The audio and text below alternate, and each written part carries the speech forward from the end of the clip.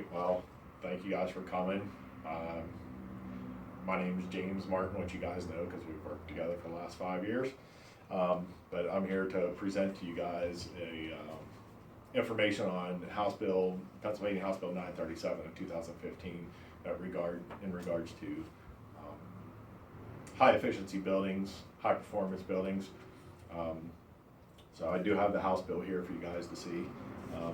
This is a requirement for my EME 466 course, which is Energy and Sustainability in Society. So this is my final project for this semester. So I'll give you guys, pass these around. These are the actual copies of the House bill that was presented by, or introduced by Representative Brian Sims. I believe he's in the Philadelphia area. And there's 12, I think, co-sponsors with it. The bill was introduced in April 8th of 2015, and it's basically an amendment to another tax bill from 1971. It's going to aim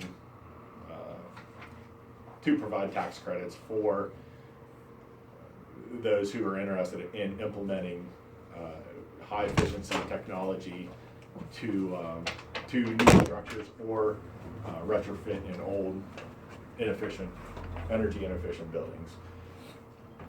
So, catch you up, Mr. Yeah, Matt. just keep going. Okay. So where was I?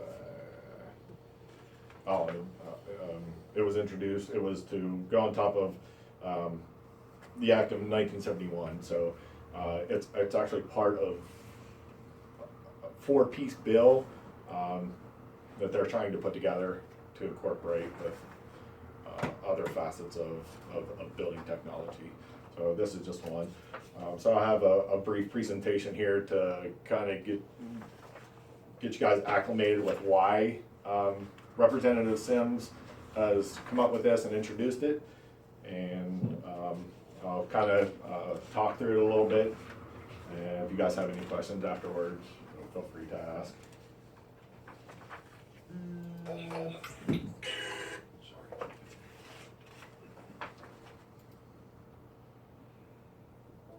2015 was by far the warmest year on record since reliable global record keeping began in 1880. Climate experts in the US and the UK announced Wednesday. According to NASA, the UK's Met Office, and the National Oceanic and Atmospheric Administration, the average temperature across the globe in 2015 was 1.62 degrees Fahrenheit above the 20th century average.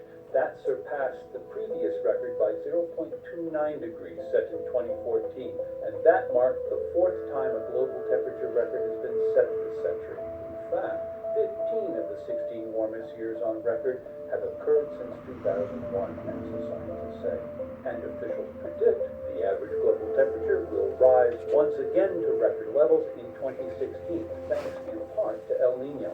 An El Nino current, which was in effect for most of 2015, occurs periodically when sea surface temperatures in the equatorial Pacific Ocean warm up. By the climate experts' scientific reckoning, the thermostat of Earth is inexorably warming in response to rising concentrations of carbon dioxide, methane, and soot, and to land use changes. But while the overall global average temperature set records in 2015, regional temperatures varied widely. Asia and South America saw the hottest year on record, while it was the second warmest year on record for Europe, with slightly cooler temperatures in the north and in Ireland. For 48 of America's 50 states, 2015 was also the second warmest year on record, with an average temperature of 54.4 degrees Fahrenheit, about 2.4 degrees above the 20th century average.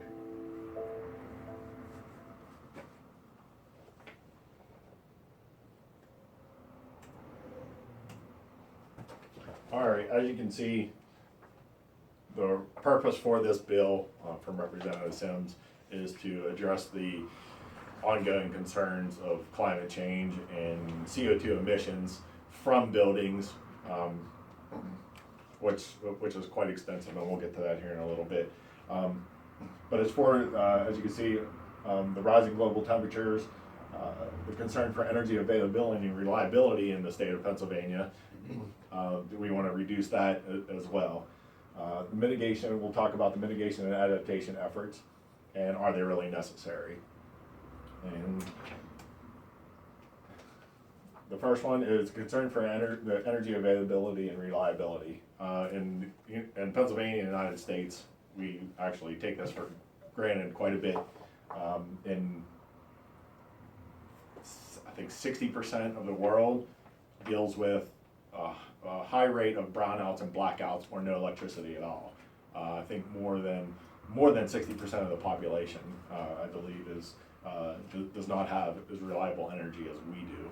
So we definitely do take it for granted. And at any time, we can take step backs and get to the levels of the developing countries. And here, as you can see, in the United States, 40% of the energy use and 70% of electricity use is from building-related energy consumption. So as you can see, there's a breakdown up top there of where the energy goes to in the United States. Nearly 40%, at 39%, goes to buildings. And of that 40%, it's broken down into the actual energy use in commercial buildings. As you can see, 35% of it, I can't even read, I think it says other, but 16% of it is space cooling, 12% of it is office equipment. It's broken down into other ones. But you can see that in buildings, we use a lot of electricity, and a lot of it's wasted. Lights are left on, equipment's plugged in.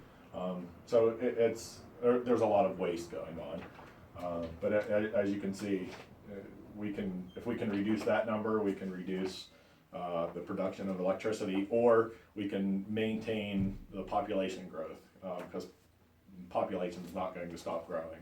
So the more people out there, the more energy we're going to use, the more likely interruptions, blackouts, brownouts can occur.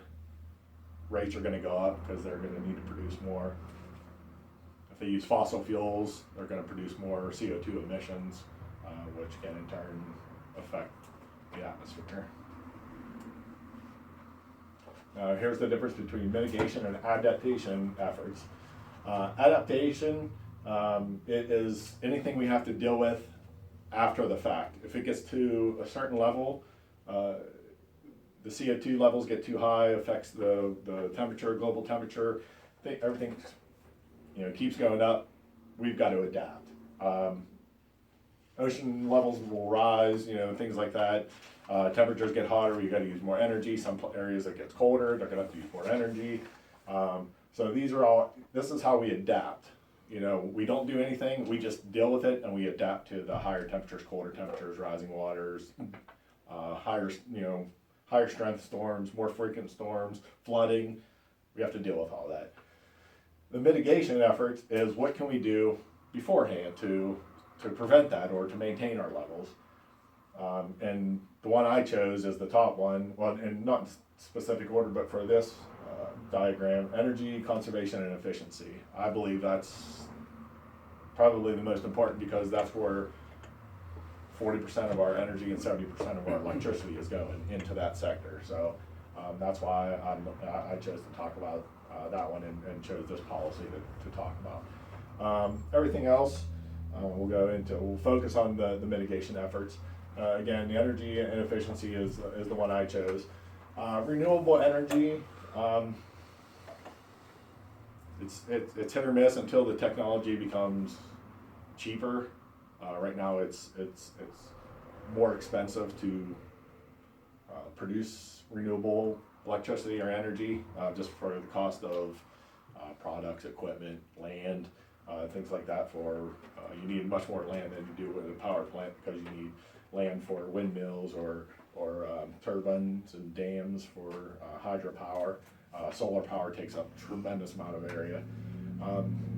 Sustainable transportation, improved fuel efficiency, we've obviously experienced that over the years. Government's been trying to make that the fuel efficiency higher for us to use less energy and be dependent on crude oil and gasoline. Capture and use of landfill and digester gas, or if you guys aren't familiar with that, that's where all the carbon and CO2 and whatever from power plants, they put into the ground or into water or they put it back into the ground basically. And it's also with the carbon sinks. So the carbon sinks, a tree is a carbon sink. You know, if you plant more trees live off of CO2, so you plant more trees, obviously. But planting trees is such a small factor in it, but it's at least something. Carbon capture, you know, they'll dig down into gaps in the ground, voids in the ground from dirt, water, whatever, and they'll pump the CO2 or any emissions back into the ground. And I guess right now it's just a theory, but over the years, it'll take years for that CO2 to make its way back up to the surface. So that's our theory behind that. But again, all of these are uses that I thought were questionable. That's why we're going to focus on the energy and the efficiency aspect of it. One of the mitigation efforts is the energy efficiency and conservation. Here's an example of commercial building with different aspects, which I'm sure all of you are familiar with. I know we use it in a lot of our projects.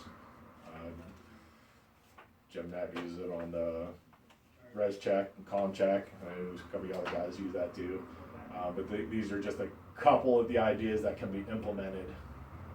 And with this House bill, by implementing these technologies, the more technologies you implement into your building, and the bigger the building, the bigger the tax credit you'll get. So that's why all this information ties into the House bill is for that reason. A little bit later, we'll get into the standards and the levels that you need to reach to obtain certain tax credits. And this is an example of a high efficiency building example. And this is the Center for Sustainable Landscape at the 5th Conservatory and Botanical Gardens here in Pittsburgh. It's actually, in 2016, it was the second highest rated building in the United States. And it's right here, 40 minutes from where we are. They use a bunch of different things to incorporate a sustainability area, I guess you could say. It's not just a building. They use plants, trees, they use everything, but they are silver LEED certified. So this is an example of what you can obtain, and I'm sure they've gotten quite a bit in tax credits back for this building. So leads me to the mitigation efforts via policy, which the House Bill 937 in 2015 is what we're talking about. I've already let you guys know that it was introduced by Representative Brian Sims on April 8, 2015. Again, it's part 4 of a 4-piece legislation package known as the High Performance Building Tax Credit. I'm not sure what the other 3 are. Wasn't part of wasn't part of this. Didn't kind of tie anything into it, so we're not going to focus on the other aspects of it. We're going to go through the list of the items for the purpose of the bill. These are actually spelled out in the bill, so I gave a little brief description. Better energy and environmental standards for construction. That's probably the main one it can affect us, and will affect a lot of our clients as well. Optimize the energy performance of buildings across the state. Increase relevant product and technology demand. By implementing this bill, obviously the technology is going to have to be out there, so more and more people are going to come up with ideas to implement. It could be even more higher efficient HVAC units, heating units. Believe it or not, faucets. I mean, we know with toilets and sinks, people don't think of energy. Well, how can a sink save me energy? How can a toilet save me energy? Well, if you save 10,000 gallons a year by switching out toilets, how do you think that water is made? It's Water Treatment Municipal Authority. They've got an egregious amount of electricity to treat that water and pump it out to everybody. So if you make some water water technology more efficient, you use less water is made, more energy saved. And just to give you guys an example, I was working with Sue on one of the local municipalities was looking to cut their electric bill. They're spending anywhere from $3,000 to $7,000 a month in electricity to run their small facility. It is a small facility, their small facility. So you can see how much money a small facility makes. Another actually facility where I got the idea from was in Philadelphia. They were spending $50,000 to $55,000 a month in electricity to run their one of their water treatment plants and their water production plants. So it's not just electricity use, it's how other aspects we can use to reduce other people's use of electricity. Create public awareness. We all are familiar with that. How many of our clients know what they can and can't put in a building or what's available out there? So the more we know about it, the more the clients will know, the more they might be likely to, put it in their buildings. Improve working conditions and related health problems. That just goes back to the CO2 emissions. CO2 and other emissions are known to cause respiratory problems. So the less we pollute the air, the more likely everybody can breathe a little bit easier. And these are the final ones. Reduce PA's energy dependency. That's another one. It just goes back to the less energy we use, the less energy we have to look outside of the state to buy electricity from. Don't stop buying it from the grid. Stop buying it from other states that have it. Minimize it. I know the state does want to implement a lot of renewable energy over the next 25 to 30 years, up to 2050 actually. And try to really minimize the use of coal-fired plants or fossil fuel power plants, and reducing the volume of energy we use ups that percentage of renewable energies. And I kind of touched on this already, was reducing energy at municipal water facilities, so we'll go over that again. Reduce waste generation. I do have a friend that works for West Penn Power, First Energy.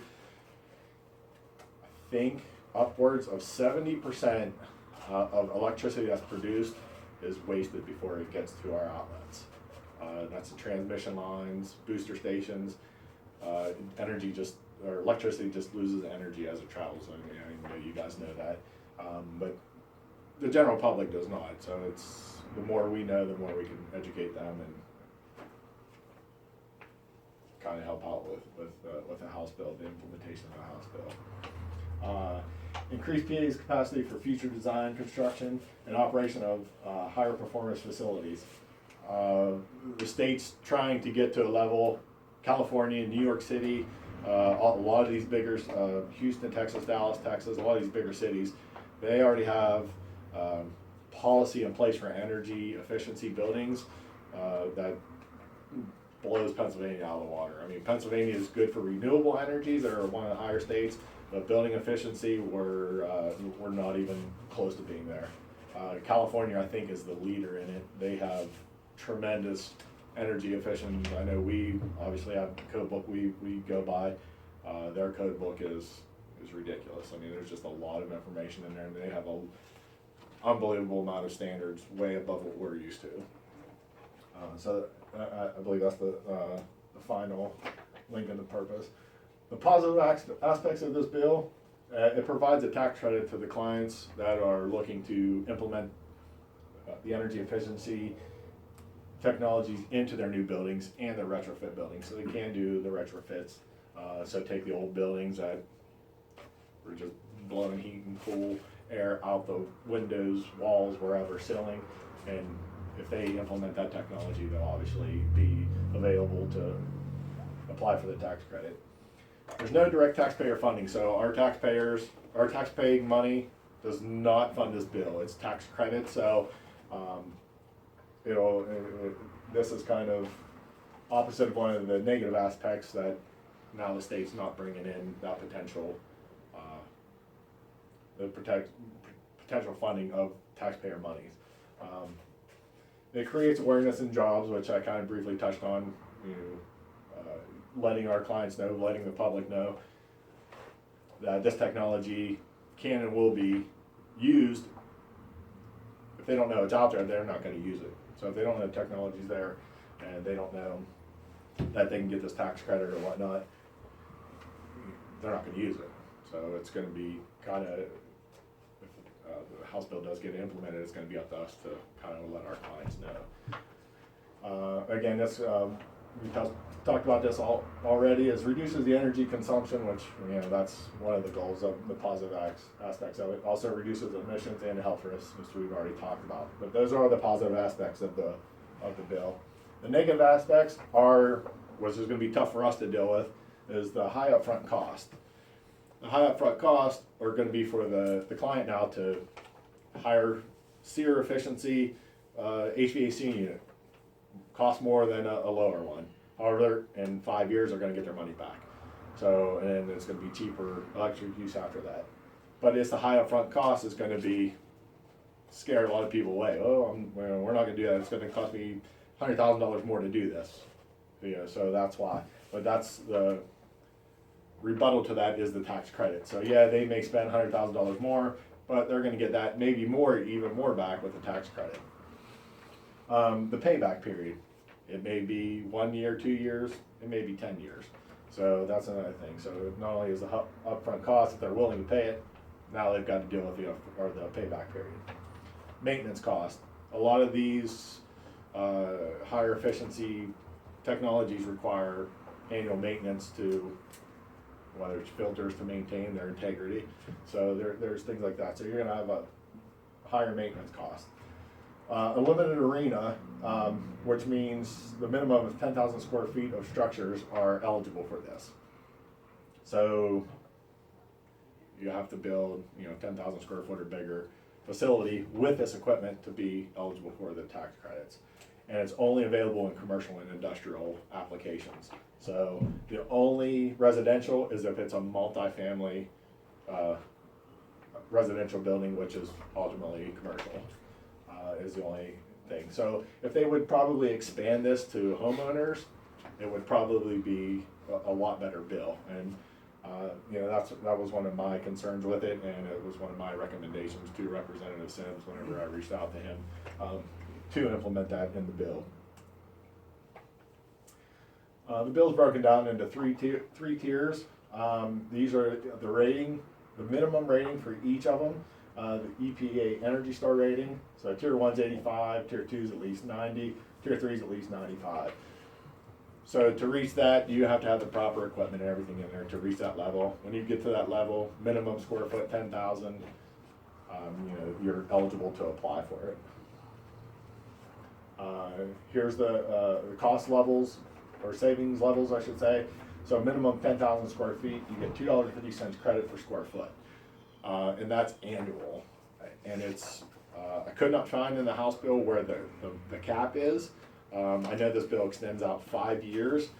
For right now, they said they could extend it. So without reaching out to Representative Sims and getting a better understanding for it, you can get this whatever tier you're at. You get that annually for up to 5 years. If they extend it, you get the money. If you sell the building, the tax credit goes with the building. So you as an owner lose the tax credits, but the next owner, they're buying a high efficiency building, they obtain the right to apply for those tax credits. As you can see, tier 3 goes up to $4. If you're doing a 50,000 square foot building, you get $4.25 credit per square foot. I mean, if you're thinking about doing a 45,000 square foot building, and you're like, well, if I jump up another $5,000 in square feet, I can, that's a huge savings. And again, it's annual tax credit savings. The budget, which is probably not a good thing to say in a presentation, but I had trouble following the budget costs. But what I did take from it is they're initially going to set aside $10 million for the first fiscal year, and that's going to be governed by the state to distribute that money based on reviewing the applicants' they'll apply for it, and whoever's eligible. And my understanding is the variable amounts over the following 5 years for up to an aggregate of 32 million. And in the policy, it'll break it down. I believe it's 4 million, 8 million, 6 million. It varies over the years that they have set aside in tax credits, and they're not to exceed that. In conclusion, for the House bill and its purpose is to minimize energy and electricity consumption across PA, which is probably the main thing, and it's again reducing 70% of our electric use, or the culprit of our electric use is key to doing that. Obviously, want to improve the air quality and health of everybody that lives here. Reduce carbon emissions. That's a big one too, because the less energy you create, the less emissions that are going to be produced, and reduce the energy reliability. Not only we're going to start with the state and reduce that energy reliability in other states and to provide us with electricity, but then ultimately, if this works its way across the U.S., we'll reduce our energy dependency on other countries, which right now we are relying on quite a few other countries for our energy dependency. Although we're familiar with it, the gas industry has greatly affected us in the energy. If more people would use natural gas in their facilities to produce energy, natural gas is a huge reduction in carbon emissions. It's a very clean burning fuel. But that's about it. And if you guys have any questions, yes, sir, Mr. Marble. My question is, when's the House bill come up for vote? That's a good question. The House bill is in the Finance Department right now in the state for review. There's quite a few steps to have a bill made into law in Pennsylvania. I believe there's 13 or 17 steps. The review process is in the second or third step. So there's one or two more reviews after this. There'll be some changes. There'll be some recommendations for changes. I'm not even sure that process can go on for months, years. They were anticipating it to be in. They obviously, when they have these policies, they want it to come into play right away. Especially this policy. Because I have a follow-up. It's in the ultimately, it's in the financial department. In relation to that, now, once the bill is passed, will they be able to go back to previous buildings, say within a 3-year period, to give them tax credit? Or will it only be new buildings built after the bill is passed? Or will it be, based upon when contracts are signed with designers? I do not see anything in the bill that specifically spells out any buildings that can be grandfathered in. If there's a period where they can go back, maybe that's a good, good topic to present to Representative Sims. Say, that's a good concern. Yeah, it wouldn't be fair to people who did it 3 years ago who took the initiative to do so. To make it energy efficient and not be rewarded 2 years later or 3 years later. Yeah. Even if it's on a prorated basis, Yeah. 1, 2, or 3 years, you get more for previous year, a little bit less for the ones that prior to that. But just to add to that, some of the projects I have worked on have incorporated some energy designs in them, such as occupancy sensors. Mm-hmm. When people leave the room and it's not occupied, it does kill the lights. So, we're starting to see more of that in the building code and in building design. Yeah. And this is also, just to touch on one of the other 4 policies is, I believe it's already in the state mandate for state-owned buildings to have a certain level of energy efficient equipment in those facilities. So the state's actually being proactive in putting this equipment in there to lower, they know it's going to lower their cost. They have a lot of buildings, a lot of property. They're using this equipment to lower it, but it's also a state policy that they certain buildings, certain size buildings have to meet some or all of these requirements that are in this one for public buildings.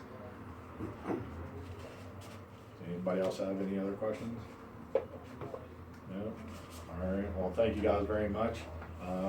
Hopefully, if any of this information I could take back, I can notify Representative Sims, give him some of the ideas, questions, concerns, not only the ones that I have, but a couple that you guys have had, and we'll get those over to him. And thank you guys for your time. I appreciate it.